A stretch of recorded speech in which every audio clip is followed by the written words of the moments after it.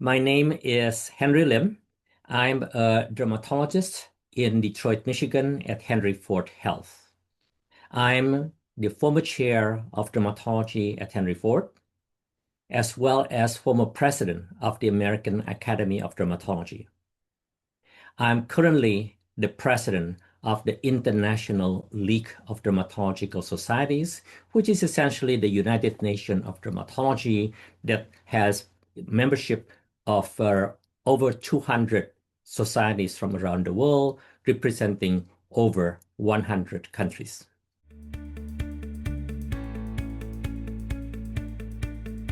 I'm very, very proud of the fact that I have been able to play a role in the development and education of many of the younger dermatologists, the next generation of dermatologists. I've been in academic medicine all my professional career. So in that role, I have interacted and participated in the education of many dermatologists. And to see them successful, be it in private practice, be it in academic dermatology, be it in research, be it in organized dermatology, is very, very gratifying. And there's something that I really am proud about. The other part is that this started when I was the president of the American Academy of Dermatology in 2017. I've been able to bring to the forefront of dermatology the importance of inclusion, the importance of recognizing the disease manifestation, the treatment and management of diseases, skin diseases in different skin type. That has continued to go on, and it is an important aspect of dermatology now. And it is something, again, the fact that I was able to bring it to the forefront is very important to me and very gratifying to me.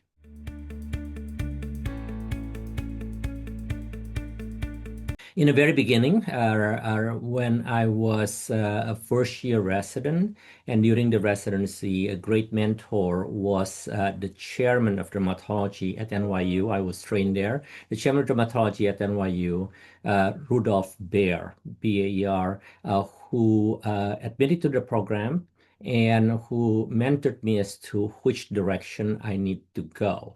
I know I wanted to go into academic dermatology, and he was able to guide me in that journey.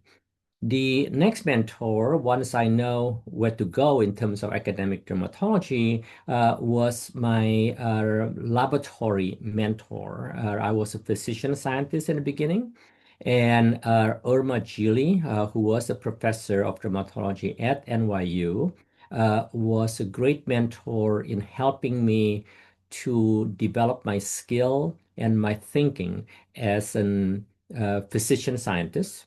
She also helped to introduce me to some of the academic leaders in dermatology. Subsequent to that, when I became the chief of staff at the Manhattan VA Hospital, which is affiliated with NYU, the then chair of NYU Dermatology, Irvin Friedberg, was very helpful in helping me to navigate the structure of the VA, the structure of NYU Medical School, so that I can appropriately function at a high level as the chief of staff of the Manhattan VA Hospital. Coming to Henry Ford, after the chief of staff, I became the chairman of dermatology at Henry Ford for 20 years. I came in 1997.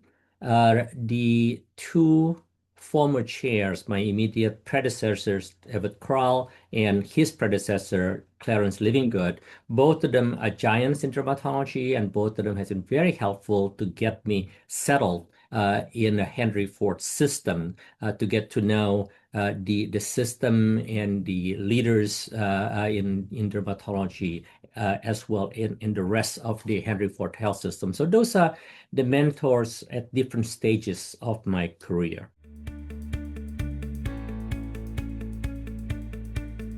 My professional expertise and interests has been on what we call photodermatology. Our readers and our listener would know what it is, but essentially the effect of sunlight on the skin. So this range from diseases caused by sunlight, allergic reaction, negative side effect of sunlight, of sunburn, pigmentation, wrinkling, and skin cancer, to the use of light in the treatment of various skin diseases, what we call phototherapy, and also the use of various modalities to protect the skin from the side effect of sunlight, sunscreen, as well as others. So that has been an interest of mine throughout my career, and I think we have made a very significant contribution to that particular field. So that has been great. The other part along that line is that we were the first to show that the effect of what we call visible light, which is a spectrum of sunlight, could induce pigmentary alteration in darker skin individuals. This comes back to what I said, the manifestation diseases in all skin types. So this focuses on the fact that visible light would induce pigmentary alteration in darker skin individual, which is a very significant clinical challenge for this group of patients. And knowing that, it helped us to better understand that disease process and how to manage that. And that had led to the development by companies of the so-called tinted sunscreen. Now, many of the sunscreen in the market are tinted sunscreen because currently in the US, that still is the best way to protect against the visible light changes on the skin. And there are still limitations on that, but still currently is the best. So the fact that we were able to start that and to bring that to the awareness of the general dermatology and general public is very, very important for me. Throughout all this, I've been very fortunate also to have the group within Henry Ford, a photobiology group, as well as the entire Department of Dermatology, to continue to support me in not only taking care of the patient, but also to do this type of research activities. And that has been an important part of my professional career.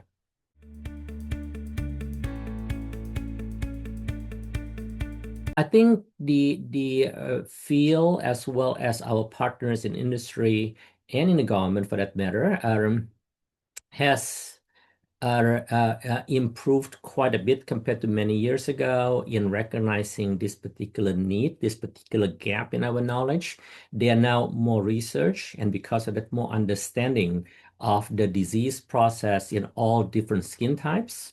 There are now more treatments, more clinical studies that include subjects of all different skin types so that we can appropriately evaluate the effect of treatment in this diverse group of patients. So those are moving along very, very nicely. On the education front, for example, there is now a great understanding of making sure when we educate our colleagues, when we educate our trainees, when we educate public, to make sure we show photos and images of different skin types, because the manifestation of the same disease in different skin types sometimes could be quite different, so that we all would recognize them, so that we all can manage and take care of our patients appropriately. Currently, as the president of the International League of Dermatological Societies, I worked on behalf of the society quite a bit with all parts of the world globally.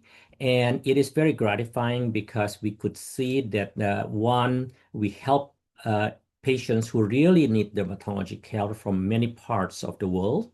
We are blessed in the United States and developed countries that we have the resources to do that. In many parts of the world, that is not the case. So ILDS mission, part of it is to help to ask patients in these parts of the world to have good access to skin health. And obviously, these patients, being from all parts of the world, come in different skin types. And so we all are working on that particular issue. Just for an example, here, the use of sunscreen is very, very easy. People can just easily and very affordably purchase sunscreens. But in some parts of the world, sunscreen is not affordable or not available. And some persons with albinism, for example, where they completely lost the color on the skin, they are very prone to getting sunburn and getting prone to develop skin cancer. And many of them, they cannot afford or have no access to sunscreen. So there's something that the ILDS is working on. And that is just an example of what we try to do to help patients from around the world that require skin health.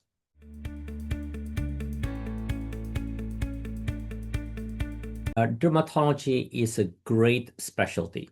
It is something that is well needed by all. You can see how it is quite a long wait time to see dermatologists. So there's a tremendous need by the general patient populations to have access to appropriate skincare. So be grateful to be able to be a dermatologist. And also try to enjoy the profession in the sense, take good care of your patients, get the appropriate treatment for those patients. And if you're interested in participating in clinical research or basic science research, do that. And my advice to people who are starting always is that you need to grab on the opportunities that are given to you, do the best you can. You'd be recognized for your contribution. You'd be recognized for your effort. And people would appreciate you. Patients would appreciate you. Your higher ups would appreciate you. So I think I think we have to be grateful, and we have just to grab onto the opportunity and do the best job we can. The part that I hope that I emphasize that I've been blessed to have a very good and successful career. But I want to emphasize that this is a team sport. No one can be successful alone. You have to have people who support you, from mentors that I have just mentioned to you, to peers and colleagues that continue to support you as you continue to do your work. And of course, family is very, very important. That the family support is another part that is very important. So I think that those are the points that I would like to make, and do enjoy the profession.